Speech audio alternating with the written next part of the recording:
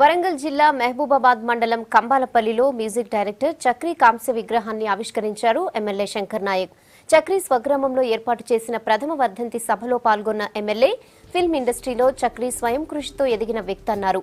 చక్రీ జ్ఞాపకార్థంగా గ్రామంలో ఓ కాలనీకి పేరు పెట్టనున్నట్లు తెలిపారు. కుటుంబాన్ని తల్లిదండ్రులు కావచ్చు, అక్క చెల్లెలు కావచ్చు, అందరికీ సుఖశాంతులతో ఉండాలని, ఆయుష్యాలతో ఉండాలని, శ్రీ సంపదతో ఉండాలని చెప్పి ఆ భగవంతునికి మనసా వాచా కోరుకుంటూ ఇక్కడ నుంచి ఈ రోడ్ ఎక్కడైతే ఎండ్ వరకు ఉందో అది చక్రీ మార్గ్ అని పేరు పెడదామని చెప్పేసి కూడా చెప్పడం జరిగింది. ఆ రోడ్డుకు కావాల్సిన ఫండ్స్ కావచ్చు నా సిడిఎఫ్ ఫండ్ నుంచే ఇస్తానని చెప్పేసి మాట ఇవ్వడం జరిగింది.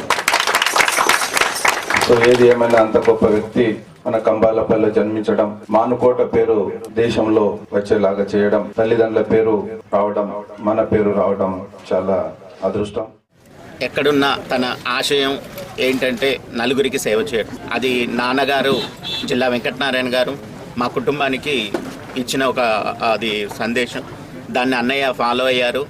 ఆయన తన జీవితాంతం ఆయన 40 సంవత్సరాలు బతికి 400 సంవత్సరాల వరకు గుర్తుండేలాగా బతికారు. 40 సంవత్సరాలు ఆయన సేవా దృక్పథాన్ని